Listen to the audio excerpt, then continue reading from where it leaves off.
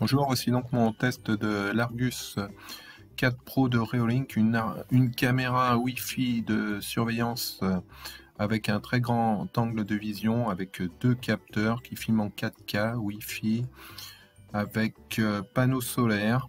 Voilà, c'est parti. L'Argus 4 Pro avec deux capteurs,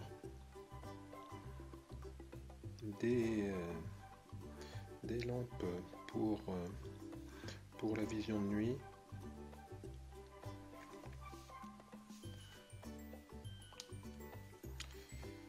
le port micro SD, le bouton de mise en marche,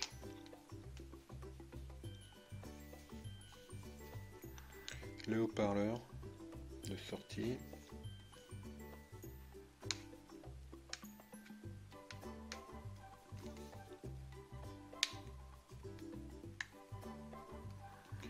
le port de chargement et ou de branchement du panneau solaire. Donc livré avec un support de fixation .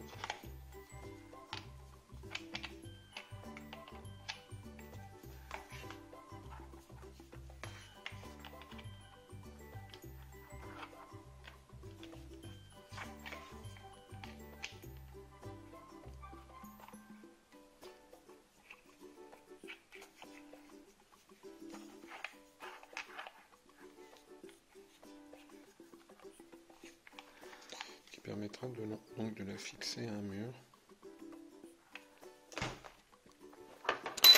Donc le panneau solaire, assez grand,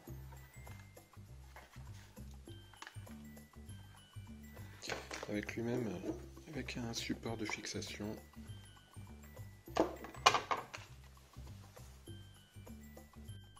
L'application Reolink, donc une fois qu'on a ajouté une caméra dans l'application, ce qui est très simple, on pourra la visualiser dans la liste des caméras qui ont été déjà déclarées dans l'application. On peut donc, dans le cas de l'Argus 4 Pro, voir la dernière image qui a été prise avec elle. On peut voir que l'image est très allongée à cause de la vision à 360 degrés. Donc à partir de cet écran, on peut cliquer sur l'image, on peut appuyer sur les deux icônes en haut. Donc l'icône en haut PIR permet d'activer ou désactiver les alertes de détection. Le bouton roue dentée, comme on s'en doute, ce sont les paramètres. Donc là on accède au niveau de charge de la batterie, au nom du réseau sur lequel elle est connectée. On peut visualiser l'image en direct, régler le flux, la qualité de la résolution, régler la luminosité, activer ou désactiver l'affichage des informations en surimpression, c'est-à-dire la date, le nom de la caméra, la marque. Donc pour le nom de la caméra, par défaut j'ai laissé Argus 4 Pro, mais on peut la nommer comme on le désire.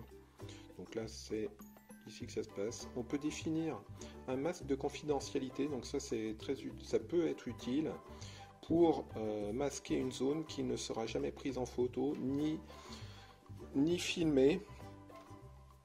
Donc on définit un cadre, on sauvegarde, et cette zone elle sera grisée sur les images.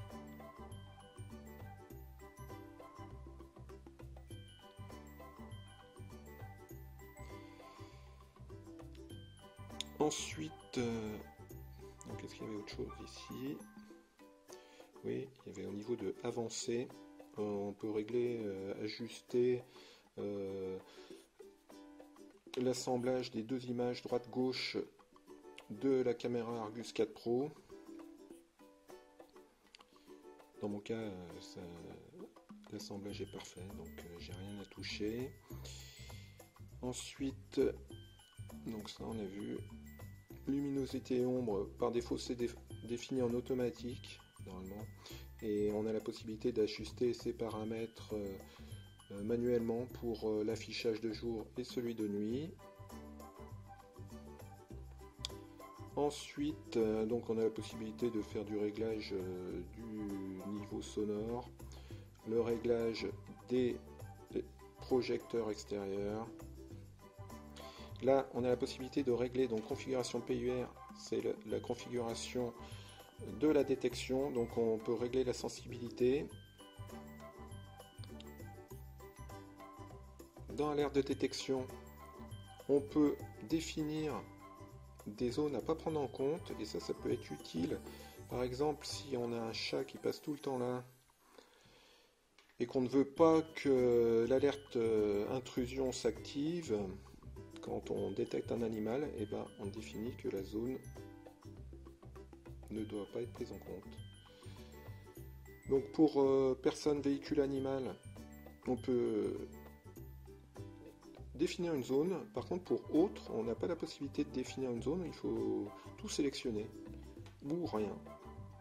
Moi dans mon cas j'ai tout sélectionné, car en fait quand le bout du store bougeait avec le vent, ça enclenchait l'alarme. Donc de même, on a la possibilité de régler, d'ajuster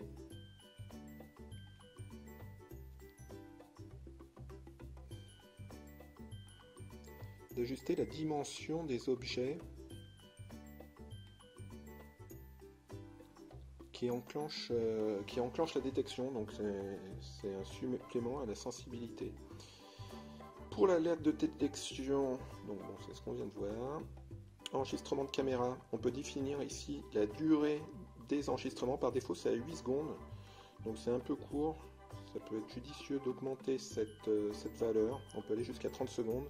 On a la possibilité de définir des tranches horaires jour par jour sur sur les détections, ce qui est pratique, donc, puisque ça évite dans ce cas-là d'être obligé de mettre en marche chaque soir par exemple la détection. On peut définir que ça se fait automatiquement. On a la possibilité de définir l'écrasement des fichiers sur la carte mémoire.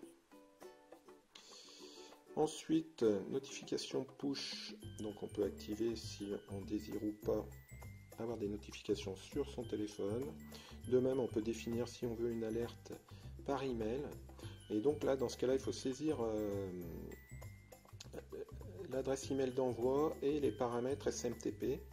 Et donc ça permettra de recevoir les alertes avec normalement une capture, une photo. De même, là on a la possibilité d'activer, et ça c'est super, on a la possibilité d'activer que les vidéos et photos doivent être transférées automatiquement sur un serveur FTP.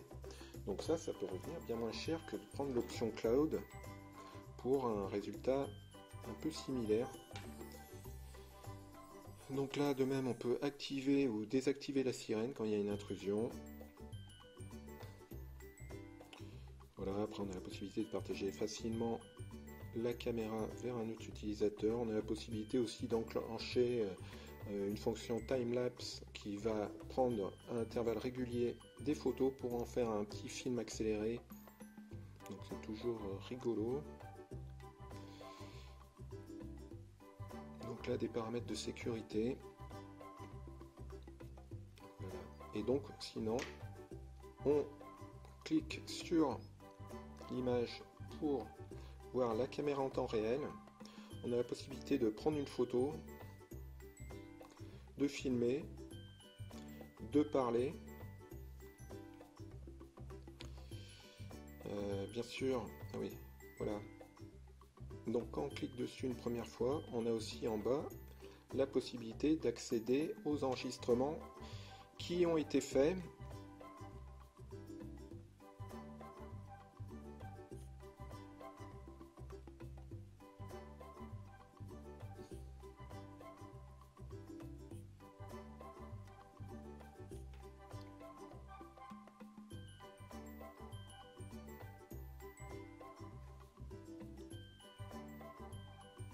de jour comme de nuit.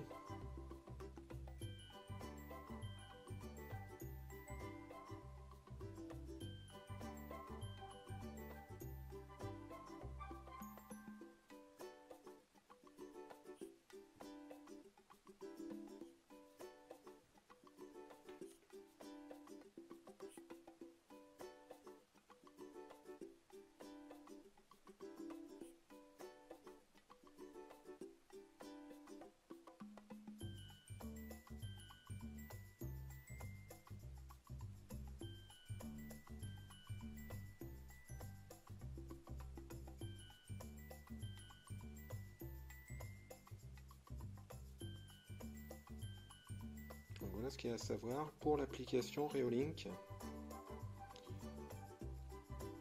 sur les fonctions de base. J'ai donc installé la caméra sur un pilier de l'avancée du toit de ma maison, au même emplacement que j'avais installé précédemment une autre caméra classique, ce qui va donc permettre de comparer le champ de vision. Donc on peut voir que la caméra Reolink, sur les côtés, on a vraiment plus de choses que l'on voit par rapport à la Gaïo au-dessous pour laquelle la porte-fenêtre à gauche était coupée. On voyait carrément pas le cyprès sur la droite. Quelques exemples de vidéos qui ont été prises par la caméra avec la détection. On peut voir que ça détecte bien des formes qui bougent au loin, plus près bien sûr. Également, j'avais mon chat qui se baladait devant. On va voir ça, donc de jour, mais aussi de nuit.